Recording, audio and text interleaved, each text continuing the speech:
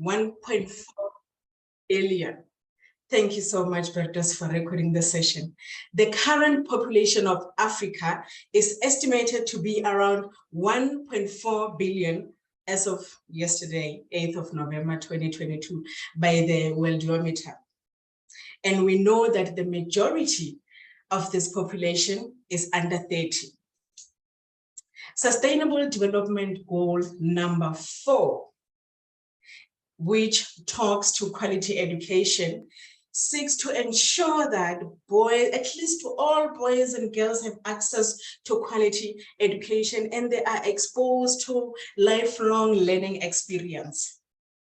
But these boys and girls are growing up in Africa, which is known for its highest rate of urbanization, poor infrastructure, which has previously hampered growth and development, but now is seeming to be the catalyst for innovation.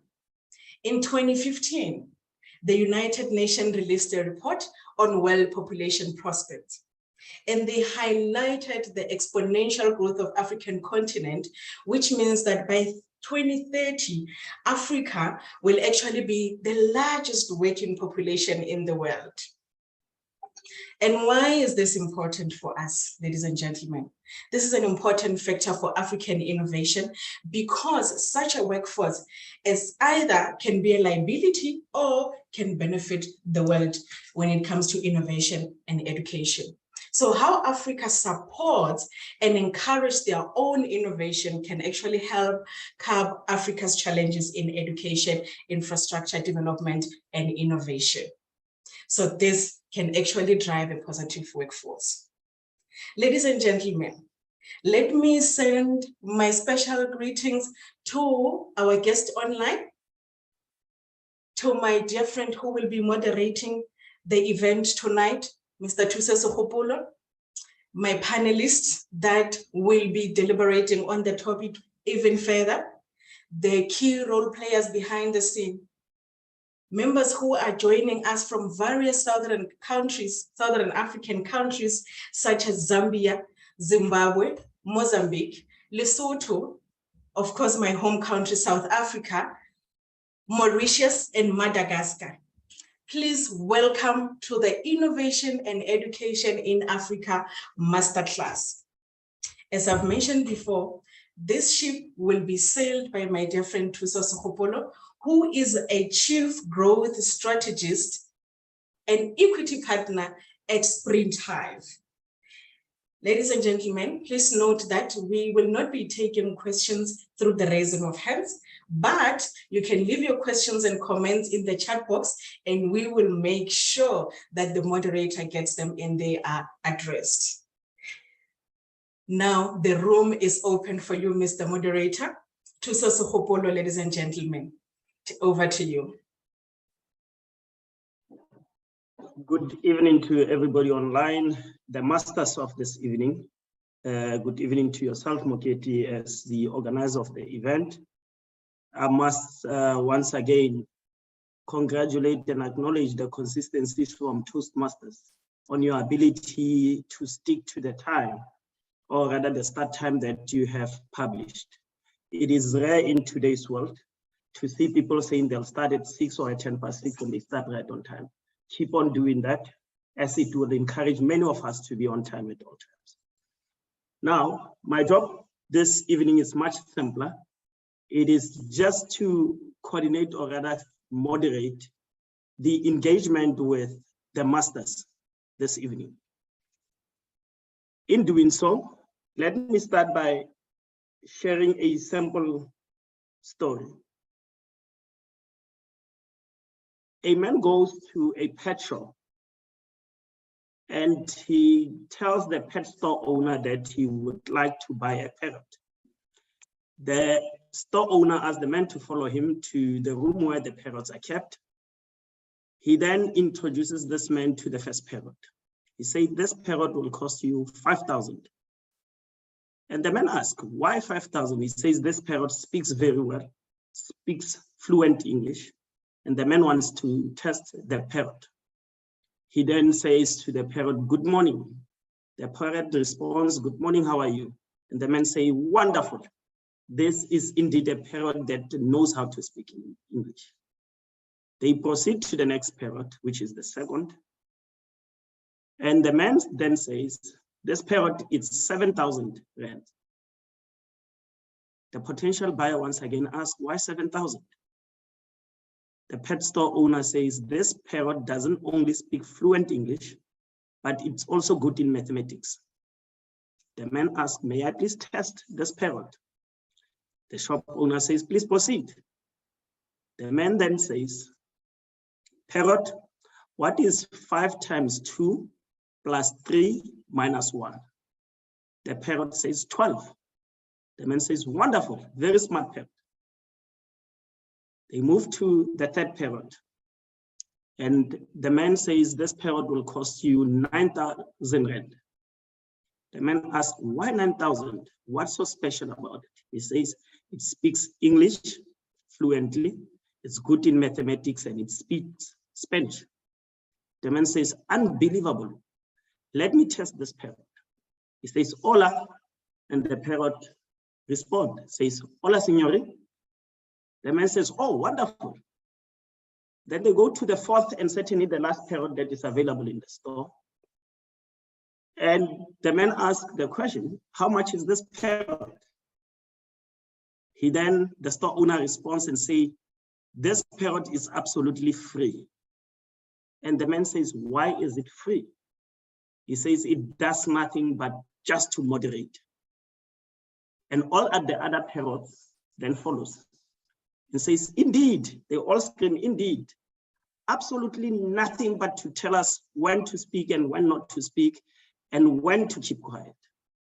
So my job is simple, is to be the last parrot that has no value to this session. So you will get absolutely nothing from me, but just to facilitate the valuable minds that we have in this space. So by doing that, allow me to please introduce our masters for this evening. As I introduce them, I would like them to switch on their cameras so that the audience can see who they are going to be addressed by. I would start firstly with Professor Buyiso Ndezi, who is an associate professor in the physics department with the University of Johannesburg, whom her father is an archbishop and the mother is a bishop, coming from a strongly religious family. The prof is also the chairperson for Women in Physics in South Africa. So Prof, over to you to please show yourself and greet our guests this evening. Thank you so much, Thuso. Greetings to everyone. Greetings to the fellow panelists. I believe this is a blessed evening. This is the day that the Lord has made. Thank you so much. Looking forward to the discussion. Thank you very much, Prof. Next, we move over to introduce Caleb Anobil. Caleb is a board member of Enlight. Caleb is also a project coach with Sanitization Our Life. And this Sanitization Our Life is an initiative trains students to convert plastic waste into useful products, such as pencil case, power banks, and many other products. Caleb, over to you. Please switch on your cameras and greet our audience. Okay, good morning, everyone. Greetings from Ghana, and it's a pleasure being here. I mean, I'm here to also learn from you and also to contribute to the discussion. So I'm hoping forward to enjoy this session.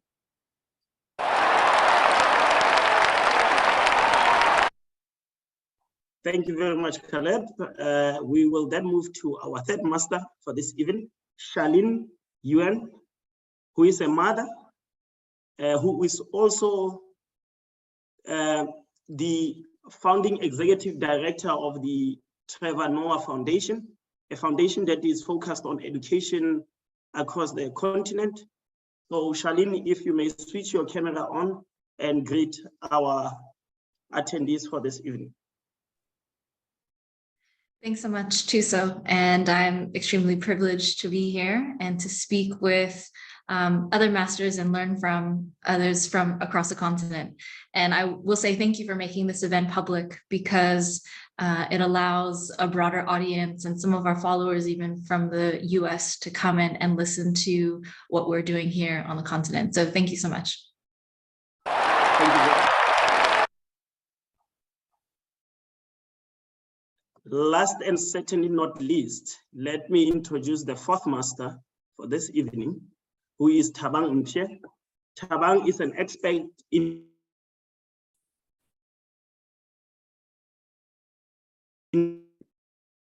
RF technology engineering or telecoms engineering, more than 10 years experience system, designing, building, and optimizing cellular network and satellite networks.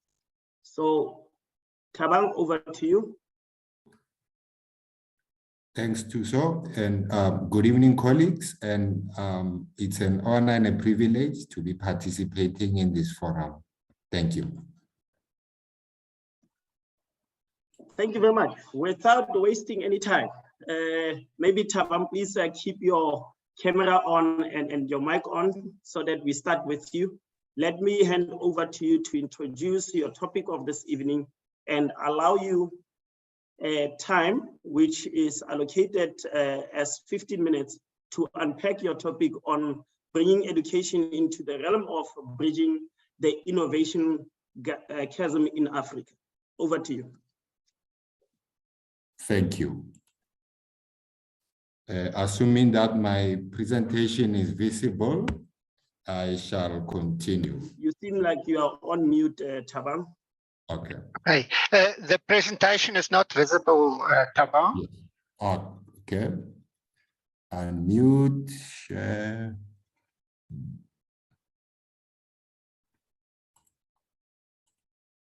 Okay.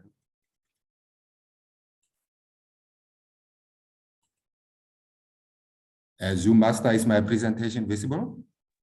It's now visible, the slideshow, correct? Okay. Thanks, go ahead. Yes. So, colleagues, I'm going to share with you my thoughts on the issue of how we can bring. I don't know whether it's only me, but the audio from Thabang seems to be on mute. Okay, I can hear him clearly. There may be a problem on your side or with your connection. Can you hear me, Tuso? If you can't hear me, I'll send you a message. Okay, and in that regard, Zoom Master, I guess I'll continue. Right. So, Yes, please. Okay, maybe as an introduction, colleagues, I'd like to introduce, bring into perspective the innovation workspace, normally how it works worldwide, right? We normally have basic research and then leading to applied research, and from there solutions and products are designed and developed, obviously being tested in the laboratories first, field trials, validation trials, and that culminating in production and manufacture of products and services of which people benefit from and start using deriving the services. So, and obviously that can happen, I've put in a parallel exist locally and internationally. Now, what's been happening in South Africa pre-94 is that we've always been having research institutions and capacity, but that research was then sold to overseas entities, which led to continued with the development and production of sales services, and then we ended up again importing such services. So meaning we've always had this, hence the term chasm or a death valley, wherein our technology was not flowing directly and being developed locally. Now, since South Africa has been readmitted into the international community post-94, we are finding ourselves now with a challenge of having to bolster our research institutions and startup companies to try and work on bridging that innovation chasm, meaning that we're in that design and development of technologies happen locally. And it's also a challenge to a certain extent in most African countries. So hence this industrialization chasm phrase that I'm using. Now, what is innovation? I mean, it's a practical implementation of ideas and that leads to introduction of goods and services. It's different from an invention, where an invention is where someone comes up with something completely new. So innovation is coming up with a new service or product rather than a new concept altogether. And as I've shown in this palette, there's various types of innovation, varying in their degree of newness or novelty, and also their impact on the market. I myself, for example, with the entity that I'm working in, which is a public entity that supports innovation funding through financial and non-financial support, in the ICT domain specifically, and you will relate to that, colleagues, that we see most of the innovations, we can even link them to, especially around mobile apps, which would say are not so novel. There's one can say there's a degree of duplication in them, but the impact that they offering the committee is very high, and so yeah, that's the trend we faced with compared to other technologies, which I'll give an example later, which are very of high degree of novelty and a high degree of impact. So what happens is that normally in a technology innovation chain, as I've highlighted in the first slide, you have directed fundamental research, which normally culminates in a proof of concept. And then that research is applied to even a more refined application. Then the development happens, prototypes, market validation, and then the product now is introduced to the market and launched. So this is where we need we need the impact of our innovations to be playing a role in. That's when they are commercialized, they impact the life of people, the entities, startups are making money. That's where we need to develop as a country and hence positively impact our economy. And then, yes, in business.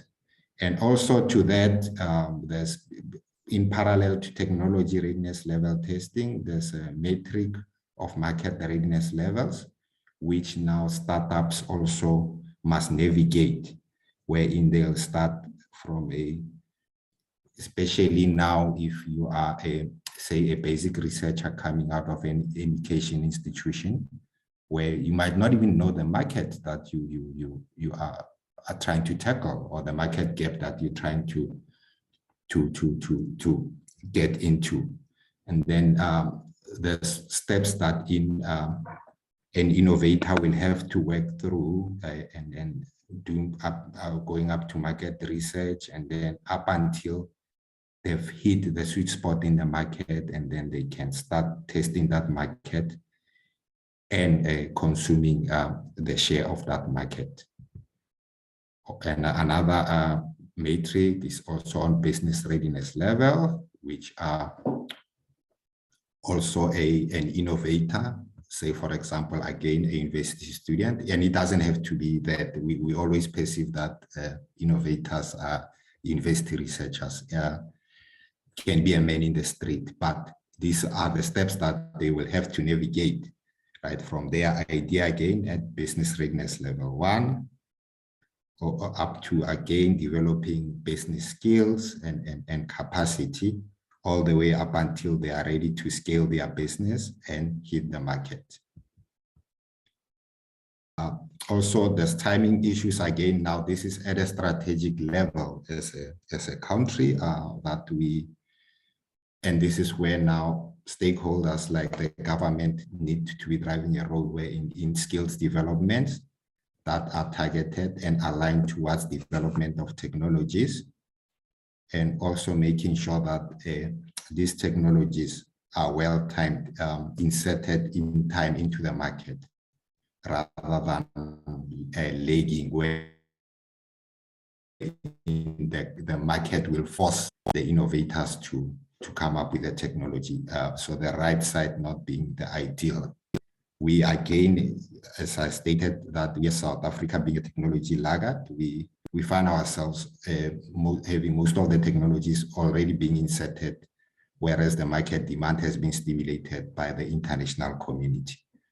So all of those colleagues, it's the way I'm packaging these points. It's rather not to give you a formula to the solution, but for you to points to think about. It's problems that we are ongoing, and we together as stakeholders will need to think and see how we can contribute in resolving the issues. Examples of groundbreaking innovations. South Africa is in, like I said, it's lagging, but it hasn't been all hope lost. For example, the Dolos wave breaking solution. It was innovated and invented completely in South Africa. The Fischer-Tropsch process that was implemented by Sasol of converting, deriving fuel from coal, since we have fairly decent coal reserves in the country, or well used to. Okay, the Mixit app, which in today's terms should have been the parent of WhatsApp. It did almost exactly what WhatsApp did, and it never took off beyond the borders of the country, which is a sad case. And also looking at examples from our fellow African countries, the M-Pesa money sending system by Safaricom in Kenya, also groundbreaking. So there is potential in South Africa, there is potential in Africa. Though compared to the world, compared to your Scandinavian countries, your Swedes, and even the Asian dragons, we are still behind in innovation. We as meaning Africa, not only South Africa, but there's still room for development. Now, in summary, ladies and gentlemen, and again leading to my topic to say what education improvement is required or one needs to consider in helping improve innovation in Africa, or how, and again, vice versa, how education can help improve the innovation domain in our continent. Links to this, I'm referring you to this ecosystem of, or context diagram of innovation stakeholders. We have obviously key in innovation public sector, like the entity I'm working with now. There's acts that government, and besides some financial support that government has put in place to support innovations, and it remains, I think, the primary responsibility of government. There's also improvements, for example, in South Africa, and I think in Kenya or Nigeria, where there's even talk of implementing what they call a startup act to support startups. These are all good. Private sector come into play. We also we're having a decent contribution of those, and there's always room for improvement. Financing institutions also, and obviously, fortunately in South Africa, we also have government bringing in their finance institutions to help also your likes of your DBSA and IDC and all those. Now, the key important one is around the entrepreneurs, the people with the brains, the young academics. Those are the people with the ideas and even some senior entrepreneurs, wherein education can play a role. And again, stressing the caveat that I do not have the answer of how that strategy can be implemented. But the issue of communication, the balance, how innovators need to prepare their pitches, their business plans, and the whole communication around innovators. That is where colleagues, I think there's still room to improve. And it will take a collaborative effort. I would say, one would say maybe through the academic institutions, but I think it will be unfair to put a burden only on those. But ideally, I mean, you want to come up with a case, and giving an example wherein a young kid or your child, if I can put it that way, who's good at computer programming can be confident that they don't need to go work for Microsoft, but they can go and code and come up with a solution and be able to sell it to the finance institution, know that the government will support them, know that the private sector will buy from them. So there's, in summary, there's actually a room and opportunity for growth in educating the stakeholders in the most especially the entrepreneurs and academia. And in closing, Mr. Thuso and colleagues, yeah, I'll leave you with this African proverb. If you want to go fast, go alone. If you want to go far, go together. Credit Martha Gothard.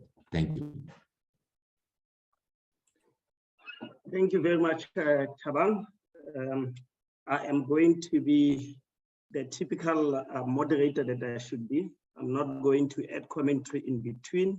I'm just going to directly move to the next speaker, and then we'll deal with commentary before we take the questions. So our next speaker would be Charlene, and Charlene will be sharing on the topic of the role of active communities in innovative problem solving for education. Charlene, over to you. Thank you. Let me just start my presentation. Hold on. There we go. All right. Can everyone see my screen? Good.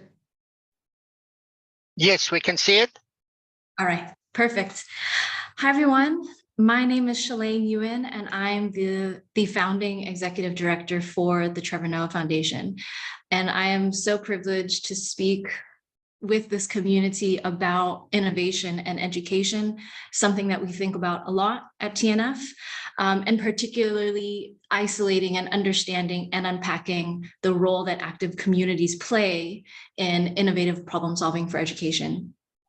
Now, I must say that I am in Cape Town attending a philanthropy conference, and this idea of centering communities in the work that we do has come up so much, and everyone kind of assumes that it's a given now, and that's great, but we are still lacking that depth and understanding what that really means when we work with communities. What do partnerships look like? What do active communities look like? And so I'm going to try and unpack some of those concepts through TNF's work. The Trevor Noah Foundation, our vision is a world where education enables youth to dream, see, and build the impossible. And if you're familiar with Trevor's work and Trevor as an individual, you know that education is a place that he holds dear to his heart, and really credits education as being one of the fundamental drivers of his success today. And in terms of our vision, we gain a lot of inspiration from his story. And in Born a Crime, there's a quote that says, "We tell people to follow their dreams, but you can only dream of what you imagine. And depending on where you come from, your imagination can be quite limited." And so we really embed his idea and his vision into the way in which we think about problem solving for education. And I want to share our 4 key approaches or 4 key principles that we really feel are our guiding approaches. And I'm not going to go into them into detail, but when we look at number 1, empowering school leaders as catalysts for change. Number 2, co-creating solutions with our partners in schools. Number 3, embedding change in communities. And number 4, influencing systems change. When we talk about partnering with communities and when we talk about activating communities and seeing them as partners, I just wanted to show that it is really ingrained into the way we think about our approach to every single project, every single partnership, and every single initiative that we do. And I also want to further define exactly what I mean by community. And for us, we see that as having a twofold meaning. Number 1 is community as in the geographic ecosystem surrounding a school and all of the stakeholders that are involved. So everyone from the school governing body to the local community counselor, and recognizing that all of them play a role in improving education in the community, in the school and for the community. And secondly, community for us means a group of like-minded individuals who we bring together and convene to foster shared learning and to support each other and hopefully to achieve co-ownership in the work that we do. So I'm going to introduce our work through a story, and the story starts in 2021 in Bromfisher, Soweto, and it was a time where we were going through a few shifts. Number 1, we were expanding our school partnerships from only secondary schools into primary schools. Number 2, we understood that communities played a huge role in improving education and the quality of education, and that schools and its embedded communities could not be mutually exclusive. And number 3, infrastructure and poor infrastructure, a lack of infrastructure, was a challenge that was repeated to us numerous times. So in the context of those shifts in 2021, we partnered with an organization called Youth Build and came up with this innovative approach to infrastructure and youth unemployment and youth skills, and took it to Bromfisher and had a discussion, a very transparent and open discussion through the format of a town hall. So we invited schools, we invited CBOs, we invited other skilling organizations in the area. We shared our thinking about plans and invited some feedback before plans were finalized. And one of the principals stood up and he said, you know, you told us that you have plans to only select 5 schools, but there are 7 schools in Bromfisher. And if you only select 5 of them, you will exclude a few and you will divide the community. And number 1, I applaud him for speaking up. And in some sense, I must give us credit to create a space where people felt safe to challenge our thinking and to bring different ideas. But his words really stuck with me in a very, and I realized that we were very naive and just coming with some arbitrary financial modeling of what we could achieve in the community. And as a result, we obviously shifted our program plans and we accommodated for all 7 schools to be a part of this project. But in that moment, you know, you really get your individual and organizational power and privilege structures checked, because in your every intention to bring good to the community, you realize that there are still power and privilege roles at play. And so I'll talk a little bit more about that, but that was our first introduction to acknowledging and reinforcing the active role that we want communities to play, and thinking about how we unpack that so that power and privilege structures are shifted more towards the community. But yeah, that was definitely the start of that work for us. And so as a result, Wharenani Infrastructure Project partnered with 100 young unemployed people, youth from Bromfisher. We gave them the opportunity to earn accredited skills in construction-related areas, and then they use their skills to partner with schools in their community to refurbish infrastructure. And we are also building a new asset, a community hall for the community. There were a few full circle moments where, for example, this is Tambeka, who matriculated from Siyabonga Secondary School. And now she was a part of the team to earn accredited schools to go back to her alma mater and help construct the new hall. So these beautiful full circle moments were really cool because we could see from the community giving back to the community in a way that obviously she's proud to give back to her community, but as a way to localize and embed and invest skills in her own community. And then kind of second short-term outcome was this idea of shared ownership and really seeing that come through and being voiced by our stakeholders. So Ms. Makonza, who at the time was the acting Siyabonga secondary principal, says she sees the young people will be very possessive of what they'll be building here. They'll make sure that no one vandalizes it, and years after they will be telling everybody, I did that. And so that's what we really want to see. We want to shift power, we want to shift ownership. It's not a TNF project, but we really want to see co-ownership of our initiatives in the most genuine ways with our community stakeholders. This is another example of how we think about youth participation, but my team works with representative council of learners, and we go through exercises of having them identify challenges in their schools and giving them the support and capacity to create projects to lead the change in their own schools. So that's just another example of how we think about youth participation and community participation. So I'm offering this framework as an example. This is the Hart's ladder of youth participation. And what it shows is these increasing degrees of participation by youth, or you can also interpret this as citizens in a community, where you see at the very bottom, there are levels of participation that are not really participation. So for example, an example of manipulation, rung number one, would be, if you've ever seen those campaigns where young people are holding a sign that says, I believe in, or I believe in change, but maybe they're not fully understanding what it is they're holding, and they're not an active participant in that campaign, but they are just being manipulated to be the face of the message on the piece of paper. So that's an example of manipulation. And I think as we go higher, if we look at number 5, for example, consulted and informed, this is something that we see a lot with nonprofits and ourselves as well, where we consult with a organization or a community member or a young person. However, the idea is ours and we are drivers of the project, but we do consult them and inform them of the outcome along the way. However, we are still drivers of the project.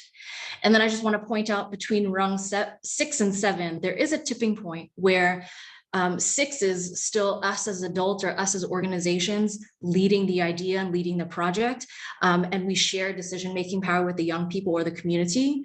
And then 7 really flips that, where young people are initiating the idea and they're the ones driving the change. And so this represents kind of actions or pinpoints along 2 axes. So one is increasing power to make decisions and affect change, and the other is increasing interaction and collaboration with the community. And as you go through this, it does require an honest examination of what your personal power and privilege structures are, and also what your organization's power and privilege structures are. And especially for us as TNF and carrying a very well-known name, Trevor is a high net worth individual, it does require us to think about how do we try to level the playing field so that we get honest discussion, so that we can achieve shared decision-making. So lastly, a few lessons learned, and I think I touched on some of these throughout my presentation. But number one, we've learned that the school and youth should be primary stakeholders in education, and that they should be active partners in shaping it. So this idea of nothing about us without us is just scratching the surface in how we do it, but it definitely is a human right, and it's something that we strongly believe in. Secondly, the importance of shifting power to the school community and youth as a way to unlock innovation or new solutions. So the whole topic today is around education and innovation. And maybe I missed the main point, but obviously it's that if we incorporate young people, if we incorporate youth, and if we incorporate communities, the ideas coming from them and sometimes letting them take the lead is a way that we can unlock innovation or unlock new solutions, because we don't know what we don't know. So thirdly, ethical and human-forward innovation may take longer and may cost more, and that is something that we have to accept. Number 4, falling in love with the how to solve a problem to the same degree as we want to always love the result and boast about what we've achieved. For me, the fun is in the how. That's where we can be innovative. That's where we can unlock new ideas. Getting from point A to B, there are so many ways to get there, and that's where we can try something new.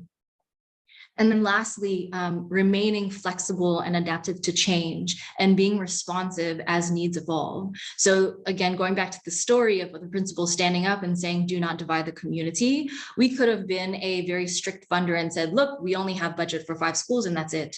But I think we need to be open and expect that needs will evolve. And so how do we make space for that in budgets, in mindsets, in timeframes, so that we can still, so we can almost expect these needs to evolve and have the space to respond to them.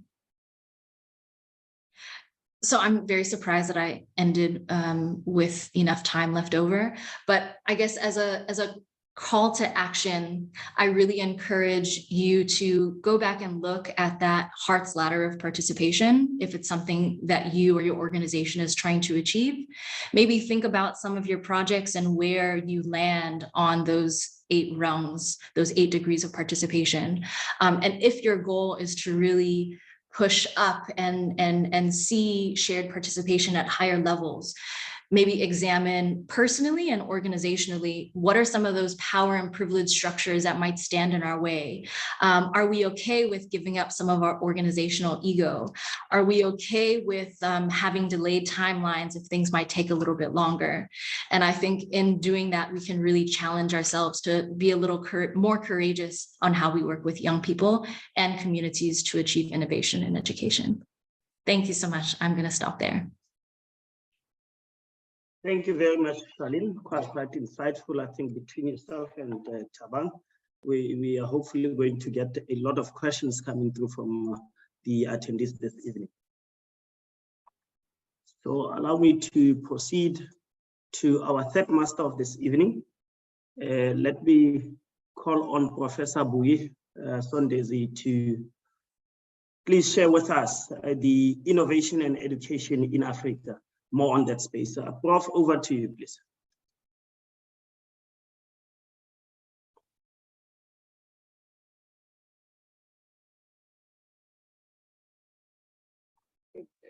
All right. Can you guys see my slides? Am I audible? Do you see my slides? You are audible, but your slides are not yet visible. The slide is not yet here. Let me check.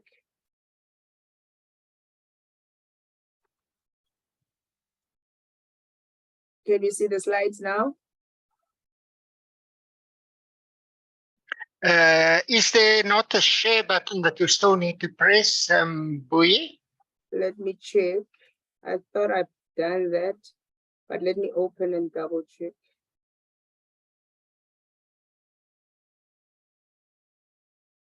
I'll go there.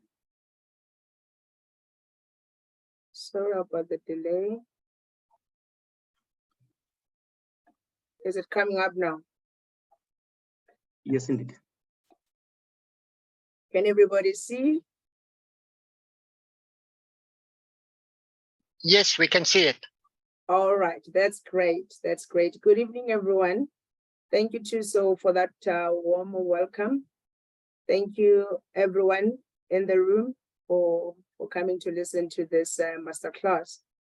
As I've been introduced, I am Buyi Sondezi. I'm a lecturer at the University of Johannesburg, and my expertise is in dealing with the first-year students, those who come from high school, coming to the university for the first time. I think I'll sound more like a politician at the beginning because of the experience that I have with the students and trying to check what are the courses that bring such an experience to our students and subsequently to the graduates that we come up with. So everybody understands that African countries have gone through a lot of oppression as history continues to inform us. There's been a lot of injustices through colonization as well as apartheid, especially for us as South Africans who suffered a lot of apartheid. These words have become part of the vocabulary in the past. And most of what has happened, we continue to suffer the consequences of those experiences as Africans. The effects of these have left deep scars, imbalances, and inequalities that cannot be dealt with by a few generations after this effect has happened. Previous leaders have continued to fight strongly against such oppression, and most have won the war, but unfortunately the battle still continues. We see the battle in most of our space. There's a lot of inequality, and hence my talk today speaks about an urgent need to bridge the gap. And this gap has been caused by what I've introduced, a lot of imbalances, injustices, and a lot of that has made us, especially the Black culture, to suffer to try and bridge that gap. You can see the picture on my right.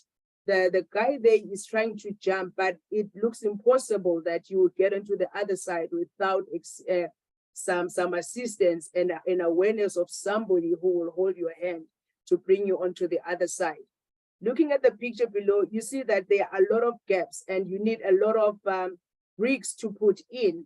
And some of these bricks will need us to work together so that as a continent, as nations, we will be able to form a united nation that will have an impact, because we are not that much effective because of a lot of gaps that we still need to fill. These gaps look into the infrastructures that are poor, especially for us in Africa and in our schools. And there's a lot of poverty, which has been caused by a lot of inequalities that have been introduced, and gender gap become one of the effects that affect us as a country and as countries of Africa. And the quality of education that is delivered to our learners and students is not up to the standard that make them to go out there and face the world as responsible citizens that will have impact into the society. So these are all the gaps that have been identified, and together we need to try and deal with them. So zooming direct into the education sector, we still have some schools like what we see on the slide. The one on the left-hand side, it's one of the schools that we have in South Africa. And I know that some of us in the urban area right now would be thinking it's impossible to find such a school currently. And unfortunately, because we do not visit such places, we are not aware of such challenges that some of the children still suffer. The two pictures in the middle were some of the stories from Malawi, that you still have children who learn somewhere where there is no enough resources, and they try to do whatever they will do. And we aim to be competitive and effective and be able to compete in the global arena, whereas our background has still not yet been taken care of and be dealt with in a manner that will benefit our young people. On the right-hand side, you can see that there is a lot of discrepancies and differences in our schooling system. This is one of the schools in Johannesburg. It looks beautiful. It looks like a hotel. And looking into these two, and you wonder, how can you find such two extremes in one country? And you try to ask yourself a question: isn't there a way of bringing these two worlds together so that everybody will be able to benefit the way they have to benefit? So these are some of the challenges that we have. And at the university level, we see the effects of such from our students. You can be able to identify a student who comes from a well-to-do school and a student that comes from the school where I showed you, where there were no resources, no library, no sanitation, no good toilets and water as well. So here I'm just giving the statistics so that when I briefly discuss what we see at the university level and what will be the need of innovation and from what angle must we start solving at the problem, then we have a bit of understanding where we come from. In 2018, the report from the department states that out of 23,000 public schools, 20,000 of them still don't have laboratory. And this is an alarming number if we still want to talk about increasing the number of STEM careers or number of people who embark on STEM careers, and still our schools still don't have the resources that encourage learners to choose science-related courses or subjects at school level. I know I come from such a background where in my school, there was no laboratory, there was no library. So everybody who succeeded at the time was because he loved or she loved working or wanted to pursue such a career, but not that there was something that encouraged you to take or choose that subject. So if there are there's nothing that encourages learners to choose these careers that will have an impact even economically, then we are killing ourselves. And this is not just a South African problem, but an African problem, because most of our schools in Africa suffer such a case. And furthermore, the second point speaks of the libraries. Out of 18,000 schools, 16,000 of them don't have libraries. Maybe someone would say that's because in these days we have now smartphones and the learners can now Google and find information for themselves. But the question is, how many of the schools or of the learners have such devices? That's point number one. Number two, how many have data to access that information? I know that when we are here, we think that things are normal. If you have your smartphone, you think everybody has a smartphone. From what I do every now and then visiting schools, I visit schools where learners don't know how to access an application form from a website of the university, whereby everybody is expecting that by now everybody is digital in their thinking. And these are all the factors that affect the quality of the learners and the quality of the first-year students at the university level. And hence we have a number of students dropping out at the first-year level. And at the end of 4 years, that student who had dreams is unable to find out what he really wanted to do. And some of these need us to attend to. The next problem that I highlighted is a problem of some of the learners are not at school, especially the girls. In our African culture, I know that we are trying to deal with this in a manner that will also support a girl child to go to school. But we still have these statistics on the right-hand side where these number of learners are not in school for one reason or the other. And some of the challenges are because of poverty issues. Learners can't go to school on an empty stomach, and we find them being forced to stay at home, and some of them are forced to start working at an early age. And we wonder, why are we not competitive when it comes to science, when it comes to business, when it comes to commerce and all? And when a learner manages to finish school, you find that only a few, 4 out of 100, is able to get into the university as compared to other countries.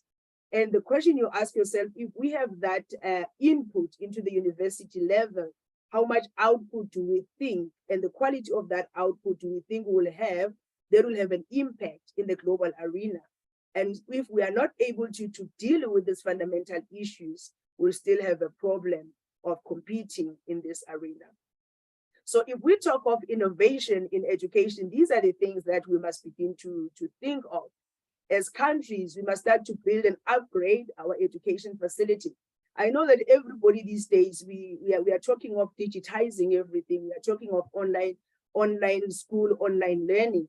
But I believe that while we are still having such problems on the ground level, what we will be doing by ignoring those who are unable to get to where we think they are right now, we'll be continuing with the discrimination. We are no longer including everyone into the journey that we are taking. So if we cannot go back and upgrade the education facility and think that we now have to move on to the online learning, we need to digitize, we need to do all of that.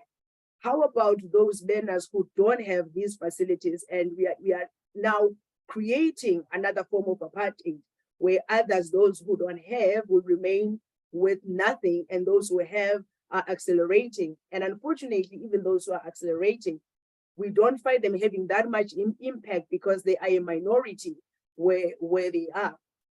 Innovation has to also include safe, non-violent, and inclusive and effective learning environment. So this learning environment, as I've said earlier on in the first point, must include good facilities, safe environment where learners can feel safe to study. The schools must be fenced. The schools must have securities like these other schools that we see in good areas where people can be able to pay the school fees. As I said, I might sound like a politician, but these are the problems that I look at, and I hope that as a country, as a continent, we need to start looking into these fundamental issues while we still want to innovate and digitize and move faster with the technology. Let's not discriminate against those who don't have the resources that we think they should be having currently. Innovation must also include the appropriate skill training, which includes proper training in science, technology, engineering, and mathematics, which are becoming core subjects if we want to see improvement in our areas. So this is going to be more important in bridging the gap between university experience and high school, or high school and university experience. This I'm saying because where I am, our learners come with less experience, of which when we meet them for the first time, we expect that they're supposed to be somewhere in understanding. That is because even the infrastructure, number one, number two, the delivery of the subject that we expect them to know is still, so hence training is one of the issues that must be looked at as we innovate. Governments and sectors must also relook into how do they deal with the facilitators. Are they able to deliver the subject? Are they knowledgeable enough to impart the knowledge that is needed for learners to be able to succeed at the university? That may reduce the dropout percentage when they go to the university. And the last one, innovation must also include early childhood development program. I know that the government, especially in South Africa, has proposed 4 points that it wants to implement, especially as from 2022 to 2023. And one of them is the introduction of robotics. And the question is, if we include robotics at the school level, how many students, how many learners are we excluding in that subject? So when we innovate, we also have to be careful not to discriminate. Our plan of innovation must be inclusive so that everybody will benefit. The other thing that is planned as one of the things that the government is looking at, they want to introduce the mother tongue. And the question is, if we are going to solely go into the mother tongue in some of the subjects like sciences, some of the confusions might not be avoided. So these are some of the things as we look into improving what we are dealing with, but we need to be inclusive. We must also be careful that we don't shoot ourselves on the foot as we try to do that. As Charlene has said, as she said, one of the things that are important is to how do we deal with innovation. Be careful not to be exclusive. Number two, do not divide the community. That's the point that she also mentioned, of which I concur with it 100%. As we deal with this, be careful not to leave everybody behind. Thank you so much. And I know I've taken some of your time, but I believe that we have heard my points. Thank you. Thank you, Prof. You didn't do it just on time. You finished, I think, a minute before your time of the lapsed. So thank you for that and for the insightful presentation. May I urge the attendees this evening, instead of thinking of questions that poses or that regurgitate our problems as a continent or as a country, would you please kindly so suggest solutions to some of the challenges that have been highlighted by the last 3 speakers and possibly the next speakers? Thank you very much. I am going to now proceed and call on Caleb to give us a view on the role of empathy in education and innovation. Caleb, over to you, sir. Okay, good evening. I'm talking from Ghana. So good evening from Ghana. I don't know if you can hear me. Yes, we can. Okay, so I'll be talking on education and innovation in Africa, the role of empathy. As a young entrepreneur myself, I started my entrepreneur journey at the age of 18 years. At that time, I was in my final year in high school, and I went on an expedition to a village. And at that time in Ghana, we had low power shedding, what South Africa is experiencing now. So we had ours within 2014, 2016, early 2017, till it was, I think, a bit solved. And so I went in this village, and I met this old lady who was selling fruits at night. She used to sell fruits at night. And because of low power shedding, she had to close early. In fact, she made no sales. And I was her first customer. So I had to buy more than I could eat. I mean, when I got back on campus, I could not sleep. I was just thinking about numerous others facing similar challenges, how our mothers are coping for their kids, how they are feeding, especially the single mothers.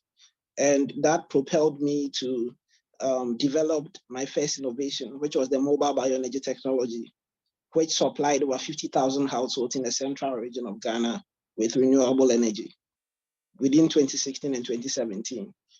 And I realized that, there were a lot that were being taught in classroom then, because I did pure science in high school, studied physics, chemistry, biology, elective maths, in infant spam school.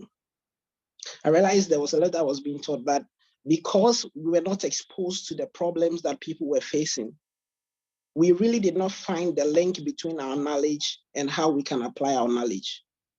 When I came back, when I was trying to innovate my solution, it was quite a bit easy for me because I already had some background, some sources of energy. I already knew so many practical things from physics that I could apply. But the problem was I really had not encountered a problem myself to be able to think and apply what my knowledge in those areas. And so relating to the woman's situation, which people term as empathy, is what actually helped me to discover myself. And from there, I moved on to do so many startups using the same skill of empathy, my ability to relate with others. I lost a close friend of mine to diarrhea because of lack of access to clean water then in high school. And I went on to develop an innovation, which is called the High School Water Project, which made me being selected under the African Leadership Academy in South Africa's project called the Anzisha Prize. So I think that the real gap is between the knowledge students have in classrooms in Africa and their ability to be exposed to real world problems so that they can be able to apply the knowledge they learn in classrooms. Sometimes when you encounter certain problems, you go way beyond what you could have done just to try and solve it because you relate to the problem now. And so you're not just in classroom thinking, okay, I think maybe let me try something. If I don't, after all, I have my grades. But now you've encountered a problem. And so you want to go beyond that to solve that problem. And I think that is where we need to drive to as Africa. We know our problems. Prof has already listed so many concerning the gaps between the urban and the rural areas. But the question is, with regards to education in urban centers, how are we doing this education? Are we trying to expose these students, especially those who have interest in social entrepreneurship, to some of the challenges of these rural areas so that they can apply their skills? Are we really doing that? So I tested this using my Sanitation Our Life project. And I was excited you introduced me with that project because I was going to talk more on that project. And with the Sanitation Our Life project, what I did was I developed a platform called the Voda Connect. It's a Connect platform. And with the Connect platform, I onboarded so many senior high school students in Ghana. Specifically, most of the students were from Ghana National College. And what I wanted them to do was to look for a problem and solve them. And I was amazed at some of the innovations this student brought up. We could talk about the innovation of Ejewa Ifeanyi, who was part of the top 20 entrepreneurs in 2022, who is now under the Anzisha Fellowship Program in South Africa. And her solution or her innovation was the mosquito trapping and emergency LED bulb, because she had practically experience somebody lose her relative through by suffering from malaria. And so based on that pain, she wanted to find solution to such a problem. And she was able to apply beyond what she was even taught in class, because she was a high school student then. It's now that she's studying statistics in the university, but she was able to apply beyond her high school knowledge. And now she's doing amazingly well as an entrepreneur. She was recently interviewed by BBC, I think. And so our ability as educators, as social enterprises, as foundations, to be able to connect students to problems that exist in Africa will help these students innovate and do things beyond what we seem as their capacity. And so basically my problem, I'm trying to center also on two other key things. I think the second or the first speaker talked about it. The first one is about sustaining innovation, which he explained as significant improvement on a product. And the second one is also about disruptive innovation, where technology takes over the market and all that. I mean, new technologies. And you realize that when we talk about innovation, sometimes people who are already facing the problem are looking at operational strategies. They are thinking within the box. They are looking at their day-to-day. How can I get revenue for tomorrow? If it's a business, people are looking at, how can I get a revenue for tomorrow? How can I make income for tomorrow? How can we improve our efficiency for tomorrow? But our ability to innovate beyond what everybody is looking at, I think, is what will rather distract and increase our impact. And I want to share one last story before I end. I was mentoring one young guy who was a social entrepreneur, and he interned in a fintech company here in Ghana. And so basically the fintech company, people can send money, receive money through their platform, and they were trying to also venture into lending of money on their platform. And so this intern approached his boss, and he was like, "Sir, I have an idea. And I think that HR could be a key way of driving our growth." And I mean, the boss really did not understand why HR or human resource should relate to fintech, what they are doing. So he pitched his idea to the boss that, look, most university students now do not have enough revenue or are not able to secure good jobs. And so they don't have, let me say, the financial capital to even say, when I borrow loans, I will be able to afford and pay on time and all that. And so what I want to do is I want us to connect these young graduates to employment opportunities, so that once they get these employment opportunities, then we can, highlight or show them some of our products in terms of loan packages and how they can also use our platform to transact money. Initially, his board did not understand the project. He was looking at hearing words like fintech, hearing words like transaction of money, hearing words like, but he was not looking at the bigger picture of what he was saying. And he did not really connect the dots between what he was talking about, the role of the HR and how it would impact the finance with regards to his idea. And at the end of the day, he spoke to a lot of people. I had to go in and tell them to give it to him as a special project. And now the company has multiplied their gains by over 300% just using that idea. Because now when they connect young people to jobs, they introduce their loan packages to these young people. They're able to take some, they're able to pay for their rent initially as young people, and they're able to start life. And they have sustainable way of living now. They feel, these young people now feel that they owe something to the company because they've helped them secure a job in this era where it's very difficult finding one. And so they become loyal customers to your brand. And that was the innovation he was trying to bring on board. But sometimes, because we don't look at innovative strategies, even in our teaching, but just, operational strategies, just how to expose students to just the knowledge, I think in Africa, we should rather focus more on how we connect students to problems so that they can empathize with problems and then better develop solutions that will help drive developments in Africa. Thank you very much.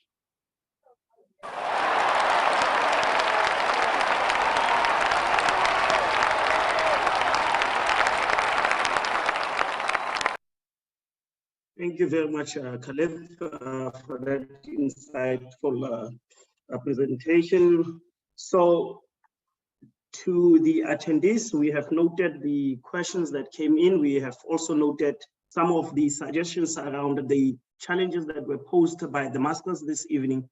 So may I please encourage you to continue posting some of the proposal on how we would address some of the questions raised this evening.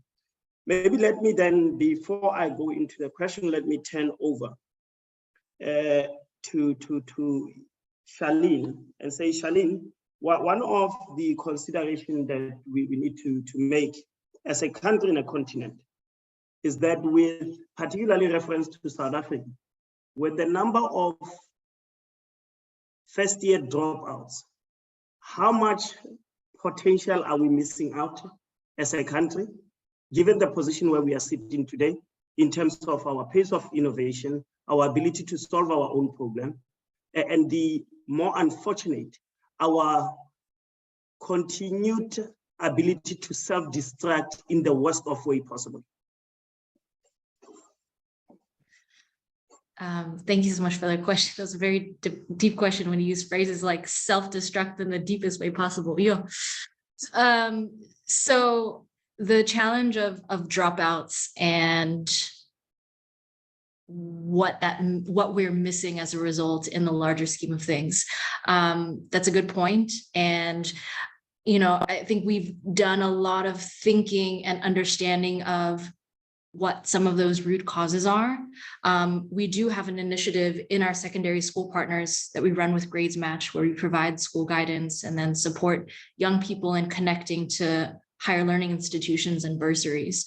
And even for young people who don't drop out, just the take up of that opportunity is very low. Even though it's a free opportunity, we're providing all the resources, information, and access to connections. And it really causes us to dig deeper. We have this entire blog post, which maybe I'll circulate, just unpacking some of those cultural systemic challenges that would cause someone to pull back and maybe not believe in themselves. Maybe there's stigma, maybe there is issues, generational issues that tell them that they're not good enough or they don't deserve enough. There's so much complexity in just the mindset of saying, am I worthy of an opportunity like this, which prevents them from even trying. And had they tried, they might have succeeded.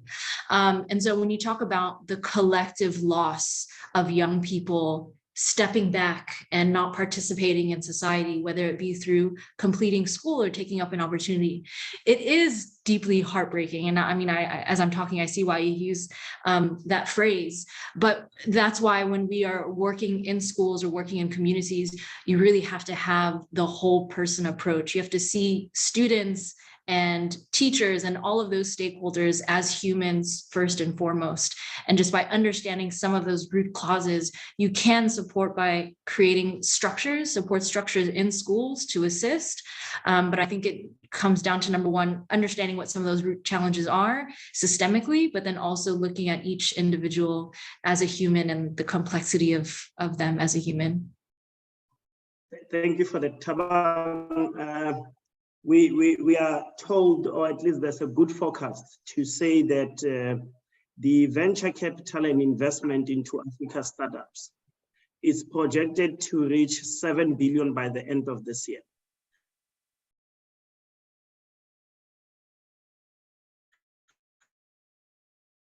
Most of this funds being that comes out of the continent. What would be the impact of those funding of the startups and innovation coming from outside of the continent, instead of being money that we know the continent has, but it is ideally mismanaged more than anything?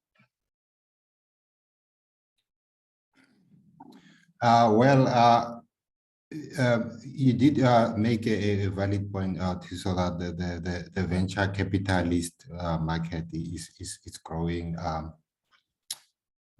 very aggressively. Even as we speak now, I'm attending a conference, Africa Arena, where we're hosting African venture capitalists, and I was actually impressed. I made a joke to one of my colleagues to say I thought most of the venture capitalist funds come from Stellenbosch only, and I'm impressed that Nigeria and Kenya have a fair share of those. So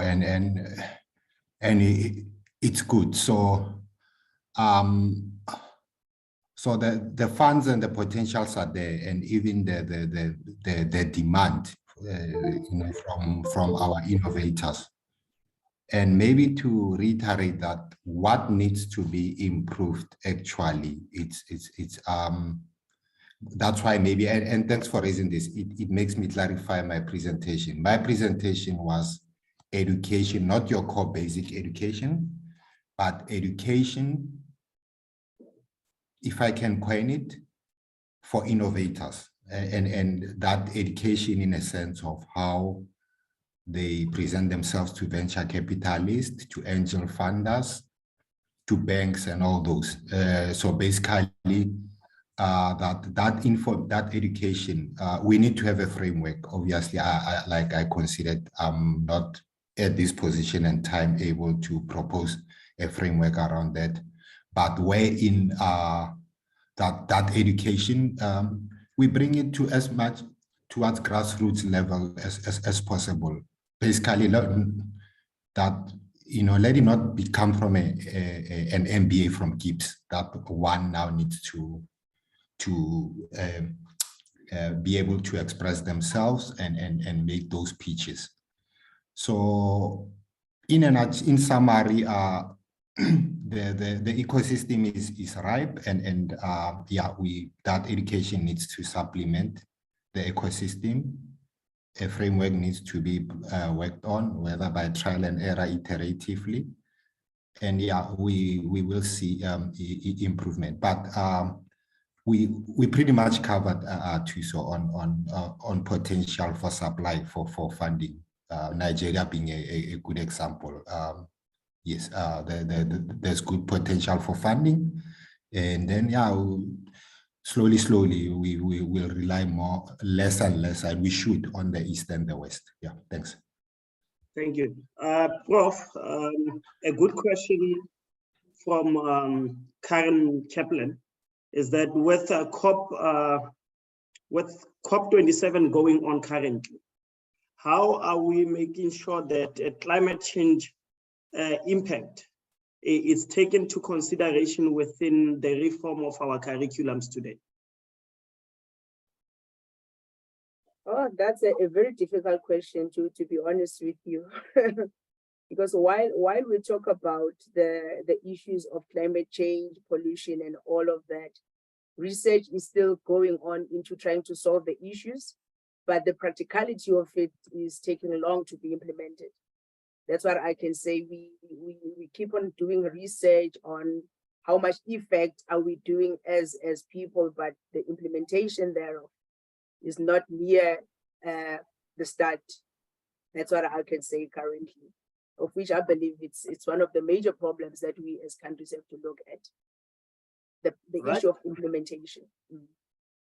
Thank you for that. And indeed, Prof, we as a continent, we have beautiful document and research work, but where we fall short many a times, it's on execution, implementation. Yeah. Caleb, the question that comes forward is that what can we as leaders do to ensure that academic training includes innovation at a primary or foundation level? Okay, thank you for the question. I think basically what we can do, as an ecosystem which includes governments, which includes the private sector, the public sector, all other stakeholders, is that we need to make a conscious effort to restructure our curriculum in most of the universities and also the high schools. I mean, we should introduce agile working as part of the curriculum to ensure that students are able to collaborate even at that level. Because to innovate, you need more collaboration. You need to, apply certain skills that you may want to apply in a corporate. You need to start it at the high school or at the university level to be able to work and be conversant with them. And so we need deliberate effort to, restructure, most of the education curriculum in Africa entirely to ensure that it includes problem solving. First of all, problem finding, identifying problem, and also building the curriculum around trying to tackle identified problems. I think when we do that, we will do more of exploratory learning where we allow students to actually explore, work together, collaborate and learn, rather than introduce huge competition among students where they feel I have to be first, I have to be second, I have to be the best graduating student. Meanwhile, you could have collaborated as students to, work on something that could drive impacts across Africa. And so basically that is what I would say. Thank you for that, Caleb. Charlene, as a Hawaiian, using your external lens out of the continent and having spent time in the continent, what do you think we should be doing to move away as a continent from more of, what do you think we should be doing to move away as a continent from a dependent continent to more of an innovation continent that people will come to get more solutions, and that would result in the continent getting better? Thanks for that question.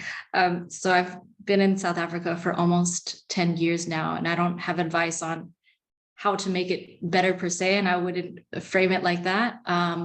But it is, I think, the work that we're all doing. I don't think there's any question. I mean, listening to everyone's presentation, there is no question that we are short of innovation, and we're short of innovative ideas, and we're short of people who can drive innovative solutions. I mean, what it really requires is the capital for and risk, and capital with risk appetite to pilot new solutions, to scale solutions that work, and then to open doors and give access to markets so that those innovations can scale. And obviously, with an organization that is led by someone like Trevor and has connections to the US, obviously in the long term, that is one advantage that we see in being able to connect South Africa and the continent to other global markets like the US, and not just in terms of, obviously, yes, we see ourselves as responsible for mobilizing philanthropic capital globally and bringing that and investing it in South Africa, but also leveraging the global platform that he has and the global recognition that he has, and using that to bring these examples of innovation and bring them to a global spotlight. So to change the narrative by these repetitive instances of innovative people and innovative solutions. And so it is quite complex, but obviously I don't think that the point is we're not short of innovation and innovators by any means. It's just about how do we leverage capital, how do we leverage access to other markets, and how do we showcase that and use voice to amplify what we're already doing and to get people's attention. So I think that again, it echoes the words that was at some point very well defined by Professor Dambisa Moyo, saying the continent is not short of solution. What it's short of is patient capital, right? People who would come into the continent with a different lens to say, we're going to invest in helping to improve the continent, but we'll look at it much more of a longer term than a short term. So let me go back to you, Prof, and Lou, and ask this question. When you look at some of the challenges you highlighted around the lack of infrastructure in schools, if you were for a day to be appointed as the Minister of Basic Education, what are the two things that you would change within that time? Number one, I would change the let me not say change, I would retrain some of our educators. Because as I've said earlier, there are things that we feel there are gaps in the way they impart knowledge, gaps in some of the concepts that they need to transfer to the students. So retraining and re-emphasizing on the points that they must emphasize when they teach. That's point number one. Point number two is to go back and deal with the basic infrastructures of the schools, especially those that are in rural areas, because those are the schools that are mostly ignored, and we continue in innovating the ones that are visible into our eyes. So I would say those 2 points are very, very much important, and they affect the quality of what we get as the students. As we speak of inclusivity, and we could deal with that and include every learner from all over the country. Thank you for that, Prof. Let me go to Thabang. Thabang, we had COVID-19, which unfortunately disturbed a lot and took many lives. And during that time, we saw a high rate of adoption of online learning. We saw more of mobile network operator in the country and the continent availing their platforms, education platform, at no cost or at very minimal cost to the learners.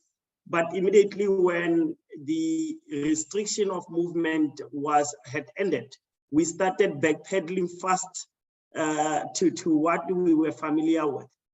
What can we do to continue growing innovation and the adoption thereof in how we deliver education and experience learning within our foundation school space?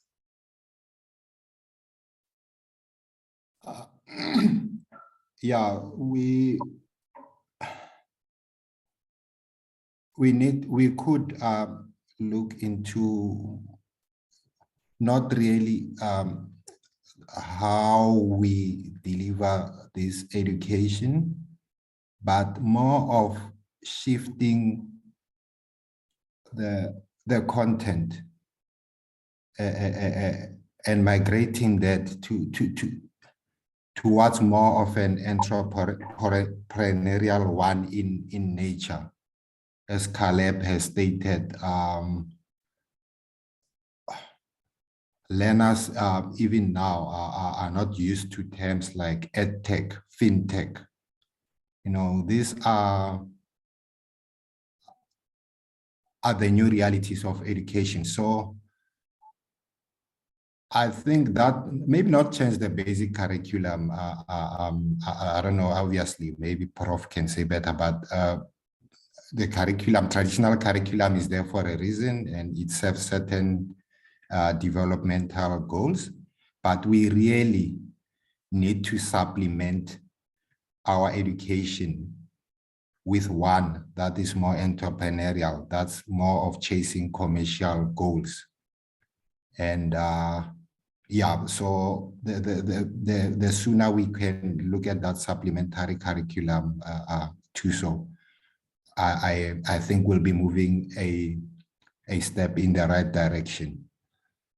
And yeah, look, infrastructure wise, we can also government, but I think it's moving in that direction where in now even more entrants are coming into play who are offering connectivity services. So there's one being launched now, a network in the Eastern Cape by one of the prominent businessmen. So those and collaboration with those and hopefully that even education systems can piggyback on such networks. So yeah, that also should happen sooner rather than later. But moving our curriculum towards more of an entrepreneurial nature, I think that's very key. I give this example again, that a child who's good at programming, which should be happening in matric and stuff, should also be taught and channeled to know that they do not have to go work for Microsoft, but that they should look at commercializing, if possible, their solution on their own as entrepreneurs for the African continent, ideally. Thanks. Thank you. Prof, may the question that came here that asked that let me just, they are courses, but they are struggling to find employment because the way I see it, well, let's pause it at that point. What is your advice to the graduates who have completed their studies, but they're struggling to find employment today? If you can answer that question and give us your closing remark, Prof, I'll appreciate that. I think the answer will go back to what Mr. Chabang has said, that in what we do, we must find an application of where are we going to use what we have learned in a practical manner. And I know that that's a national challenge, that after graduating, I don't have any job. But if I can mix my curriculum with some of the tools that I can use when I get out there, it will be easy for me to get the job.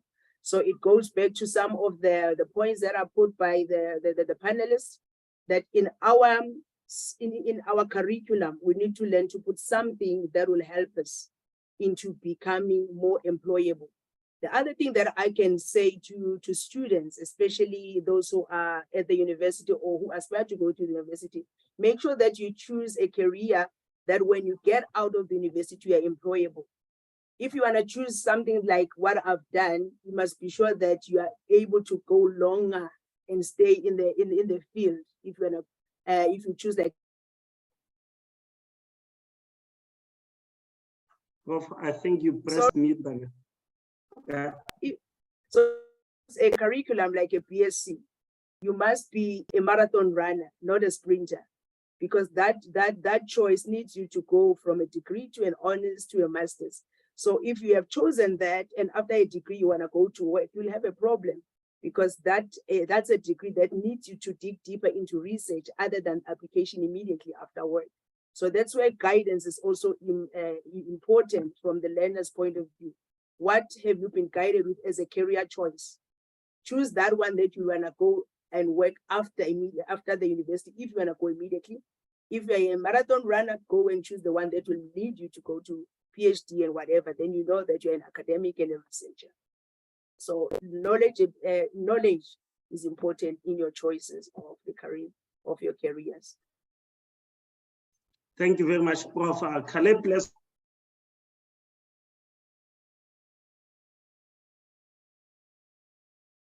go to you, Caleb. So when you look at the Ghanaian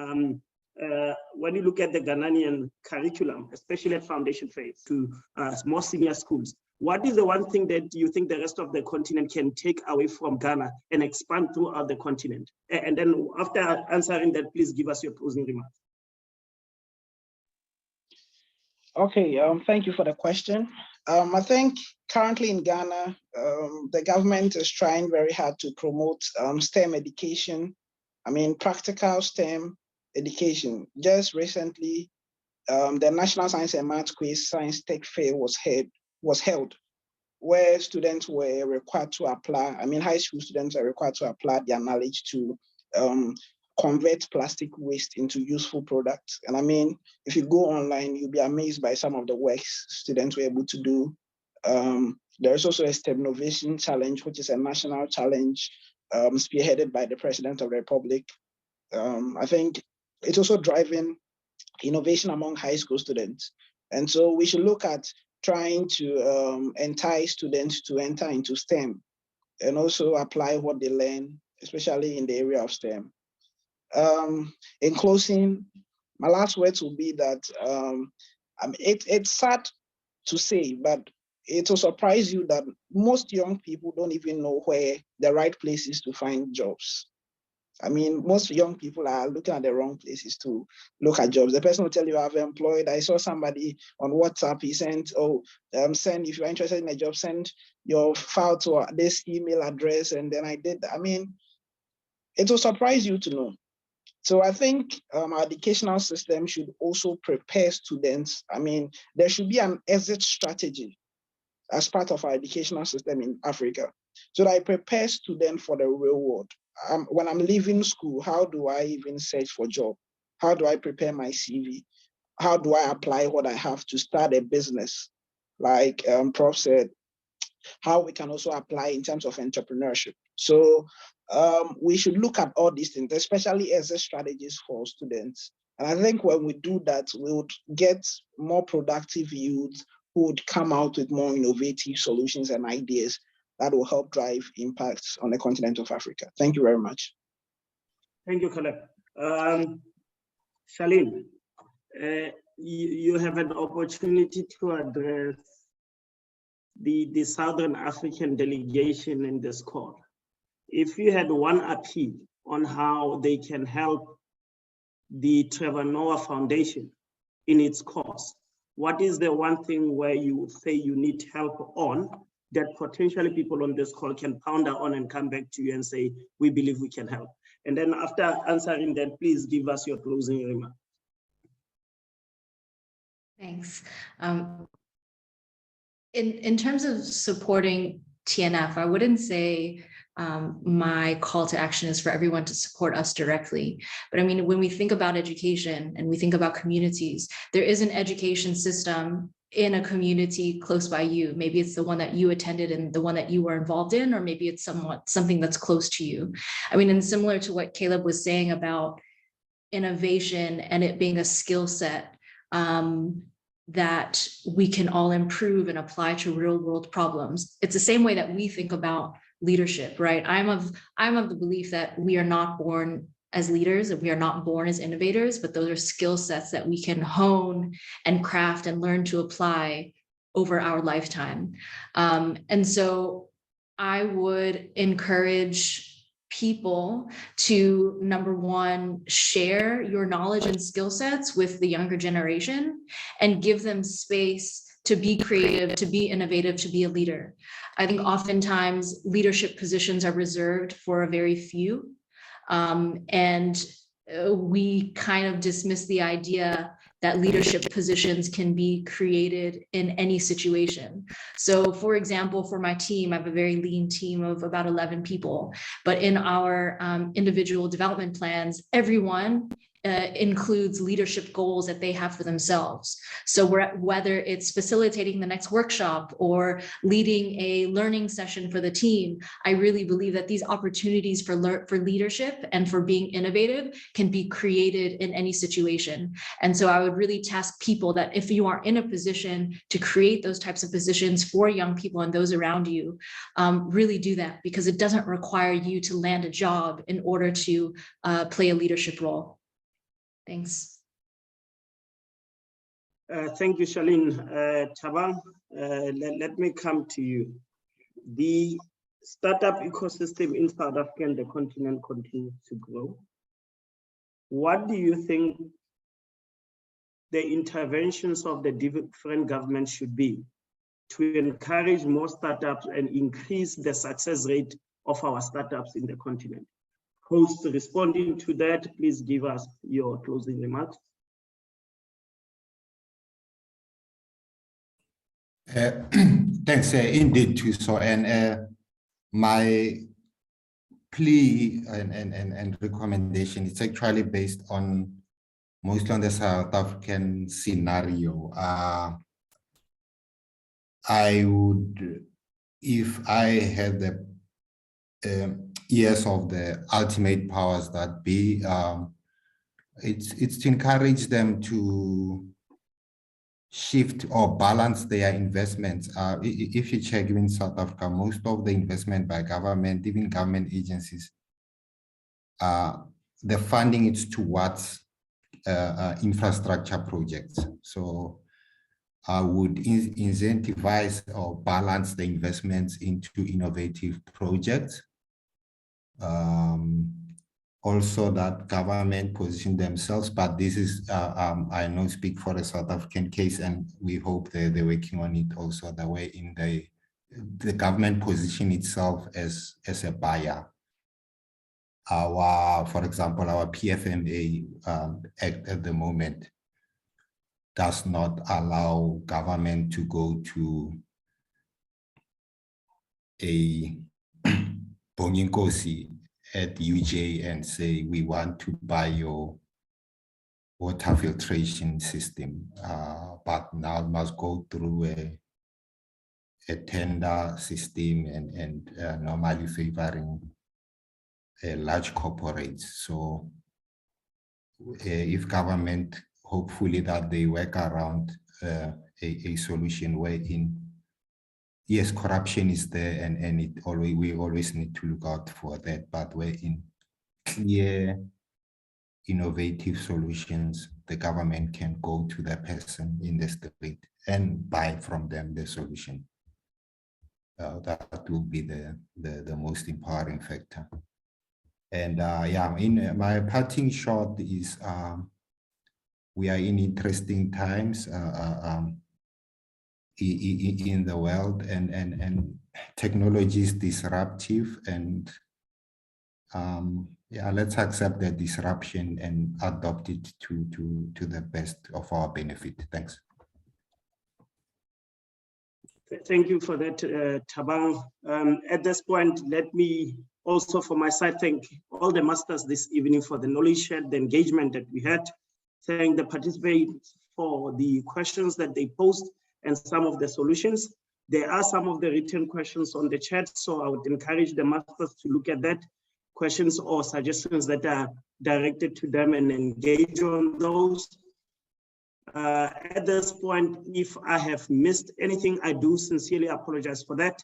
If I had said or done anything that offends anybody on this call from the most bottom corner of my heart, I beg for your apologies. With those words, thank you very much. And I'm handing over to Bekisiza Ngomani to do a closure and vote of thanks.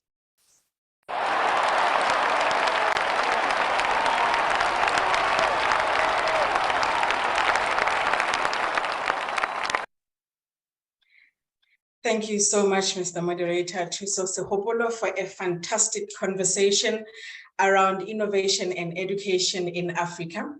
My name is Moketi Moetela, and I'm standing in for Bekisiza Ngomani.